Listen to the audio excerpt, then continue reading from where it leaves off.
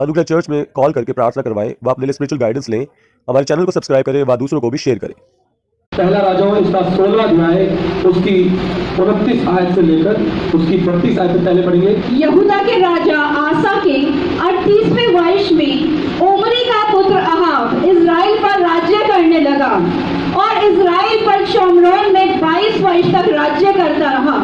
और ओमरी के पुत्र अहाब ने उन सबसे अधिक जो उससे पहले थे वह कर्म किए जो यहोवा की दृष्टि में बुरे थे। उसने तो नाबाद के पुत्र यारोबाम के पापों में चलना हल्की सी बात जानकर सिदोनिया के राजा एतबाल की बेटी इजाबेल से विवाह करके बाल देवता की उपासना की और उसको दंडवत किया। उसने बाल का एक भवन शोमरोन में बनाकर उसमें बाल की एक वेदी बनाई। हालेलुया। क्या किया अहाब राजा ने? अपने देश के लिए और अपने परिवार के लिए, अपने जीवन के लिए श्राप कमाने के काम किए। उसने क्या किया? उसने श्राप कमाने के। हालेलुया। वचन में लिखा है अगर राजा बुद्धिमान हो और वो प्रजा के लिए सोचता हो, हालेलुया, अगर बुद्धिमान हो तो क्या होती है? प्रजा भी उससे आशीषित होती है। हालेलुया। प्रजा भी उससे जो है आशीषित होती है। हालेलुया। हालेलुया। और अगर राजा मूर्खता दिखाए तो पूरी प्रजा को जो है इसका दंड भोगना पड़ता है। उसका जो है उसके जो रिजल्ट्स होते हैं, जो नेगेटिव रिजल्ट्स होते हैं, जो उसकी श्राप वाली बातें होती है, वो पूरी प्रजा को झेलनी पड़ती है। हालेलुया। अगर राजा आशीषित है, यानी कि अगर एक अगुआ, एक लीडर, अगर एक बुद्धिमान है, वो अच्छी अगुवाई कर रहा है, अच्छे बातों में अगुवाई कर रहा है, तो पूरी प्रजा उसमें आशीषित होगी। और अगर एक राजा, एक अगुआ या एक लीडर या कोई भी चरवाहा अगर मूर्खता दिखा रहा है तो क्या होगा? क्राउड भी जो उसका फल भोगेगा, उस नुकसान को उठाएगा। हालेलुया। और यहाँ पे क्या हुआ? अहाब राजा ने क्या किया? इजराइल के राजा ने क्या किया? अहाब ने उसने बाल देवता की मूर्ति लगाई। हालेलुया। और यही नहीं, और भी बहुत सारे अलग अलग दुष्ट आत्मा की वेदियां उसने लगाई। बाल का मतलब है मक्खियों का देवता। आपने सुना होगा बीते दिनों में अलग अलग जानवरों के बारे में जिनको लोग देवता करके मानते हैं। हालेलुया। एक मैं वीडियो देख रहा था, उसमें एक कूड़ादान था। कूड़ेदान में वो बना था, कंगारू बना हुआ था। क्या बना हुआ था? कंगारू बना हुआ था। शायद आपने भी देखी हो। और उसमें औरतें क्या करती थी? कूड़ा भी डाल रही थी, अपनी गंदगी भी डाल रही थी। उसमें एक कूड़ादान ऐसे बना हुआ था और उसके ऊपर ऐसे कंगारू बना हुआ था। उसमें लोग कूड़ा भी डाल रहे थे और जो गांव की औरतें थी वो आके ऐसे भी कर रही थी, टिक्का भी लगा रही थी उसमें अपने अभी कंगारू। उनको लगा था ये भी कोई है। कैसे अंधविश्वास फैलता है और कैसे लोग श्रापित होते हैं। हालेलुया। यीशु मसीह के नाम की।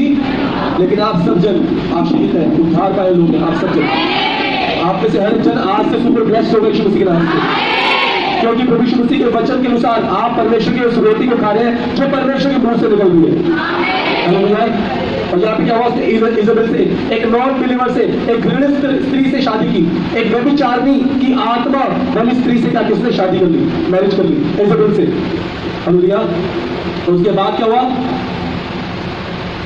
जितने भी धर्मी लोग थे उन पे सताव आ गया। जितने परमेश्वर के भविष्यवक्ता थे उन पे सताव आ गया। उस स्त्री ने क्या किया? दुष्ट आत्मा से ग्रसित वो स्त्री थी, उसने क्या किया? अपने जो है लोगों को कह के उन सबको मरवा डाला। बहुत सारे भविष्यवक्ताओं को, कई हजार भविष्यवक्ताओं को उसने मरवा डाला। गिनती नहीं है, गिनती बाइबल में लिखी है, लेकिन उसके अलावा भी है। हालेलुया। और उसके बाद जो है एलिया भविष्यवक्ता ने क्या किया? अहाब राजा के पास आके कहा, पहली आयत पढ़ेंगे 17 की पहली आयत, इसमें लिखा है तिशबी एलिया जो गिलाद के परदेशियों में से था, उसने अहाब से कहा, इजराइल का परमेश्वर यहोवा जिसके सम्मुख मैं उपस्थित रहता हूं, उसके जीवन की शपथ, इन वर्षों में मेरे बिना कहे ना तो मेह बरसेगा ना ओस पड़ेगी, ना ओस पड़ेगी ना मेह बरसेगा मेरे कहीं बिना। परमेश्वर के दास ने कहा।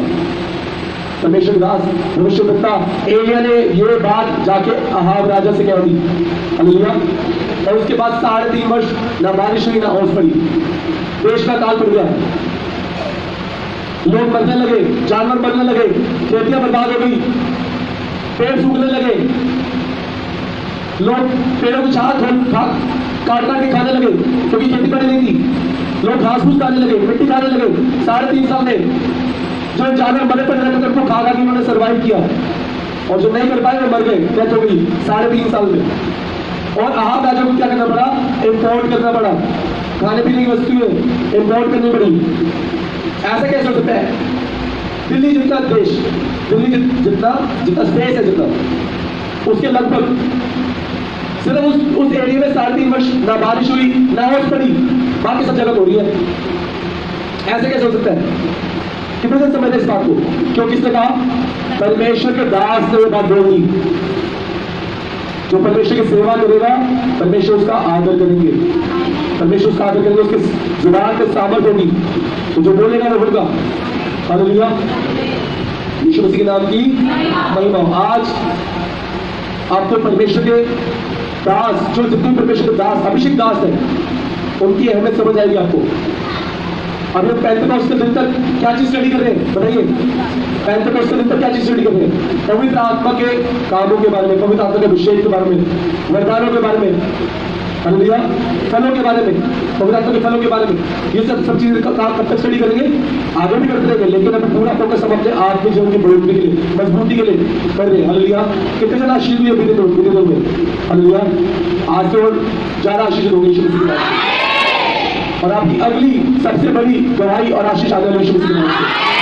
हालेलुया। और यहाँ पे क्या हुआ? 3.5 साल इजराइल में क्या हुआ?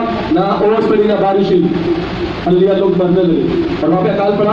और उसके बाद जो है परमेश्वर ने अगुवाई की, तो सारपत में जा, सारपत एक स्थान में जा, वहां पे एक विधवा होगी, मैंने उसको क्या तेरे लिए जो आज्ञा दी वो तुझे खिलाएगी पिलाएगी। हालेलुया, कितने जब ध्यान से सुन रहे हैं। अकाल पड़ा हुआ है, अकाल पड़ा हुआ है, लेकिन परमेश्वर ने किसको आज्ञा दी?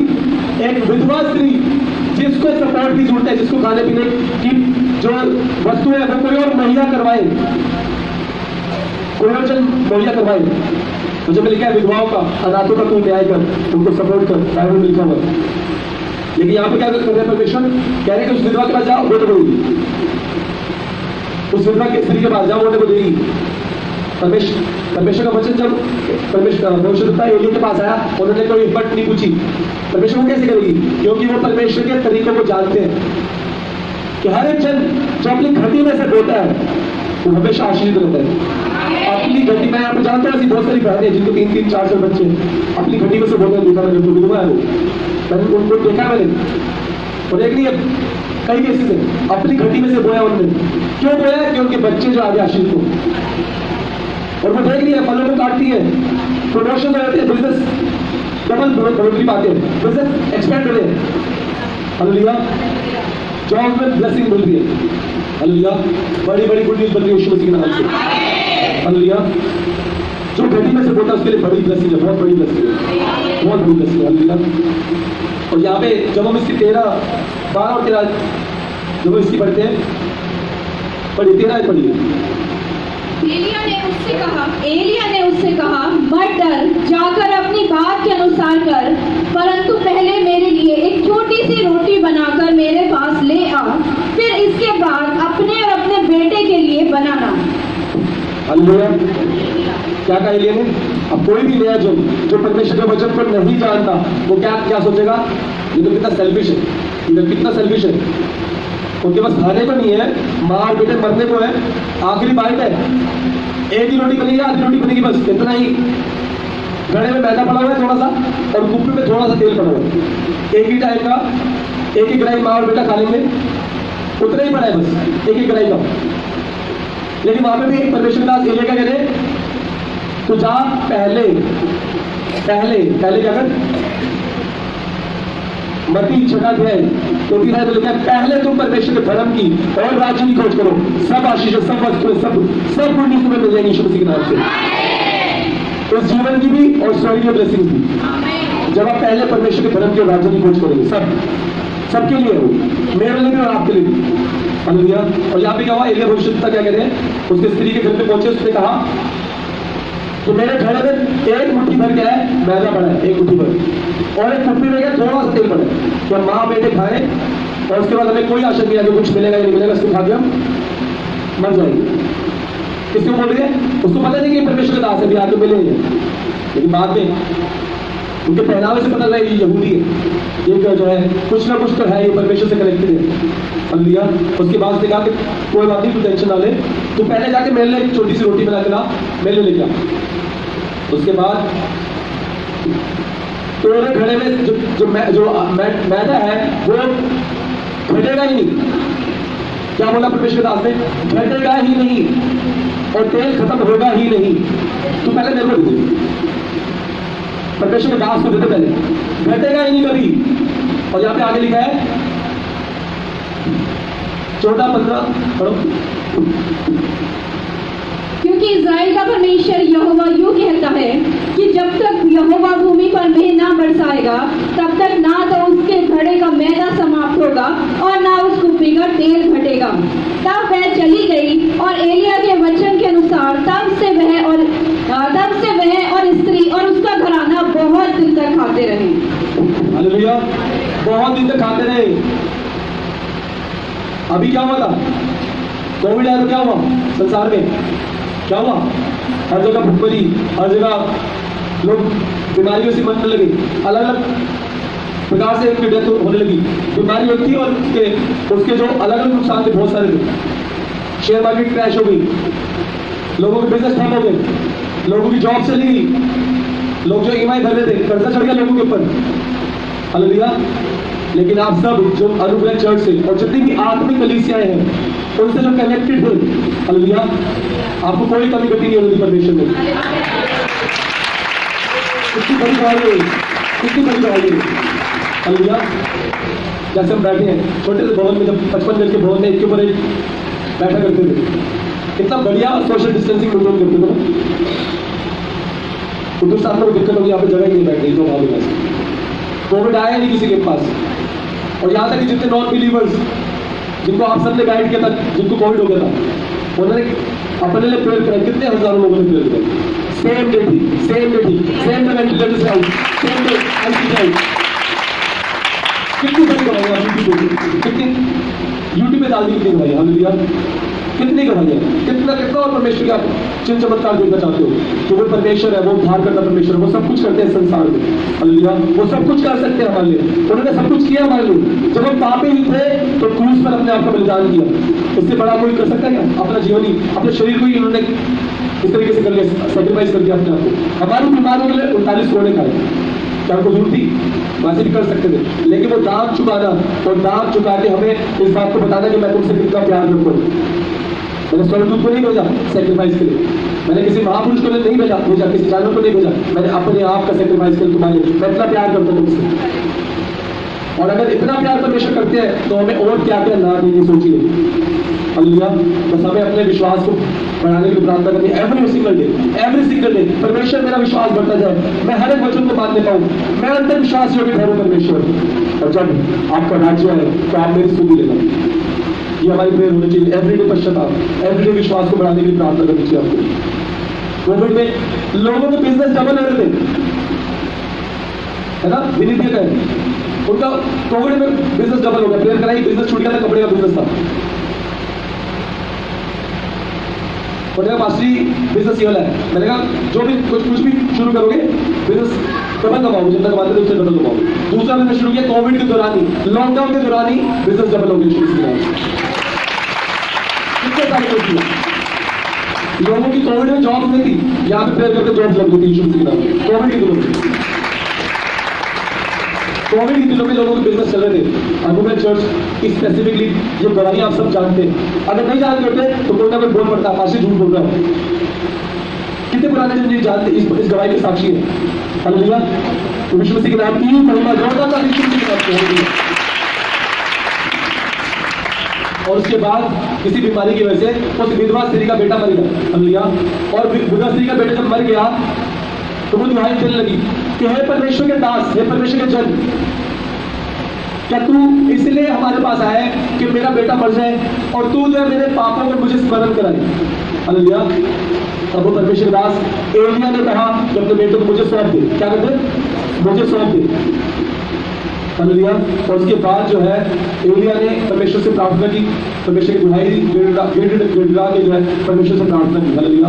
और परमेश्वर ने उसकी सुन ली, परमेश्वर के दास की। तो फिर एलिया की क्या गली सुन ली। हालेलुया। कोई बात नहीं, इधर बच्चे की तरफ ध्यान दीजिए। और उसके बाद क्या हुआ, परमेश्वर ने बच्चे की, उस विधवा के बेटे की क्या की, सांसों को वापस कर दी। हालेलुया।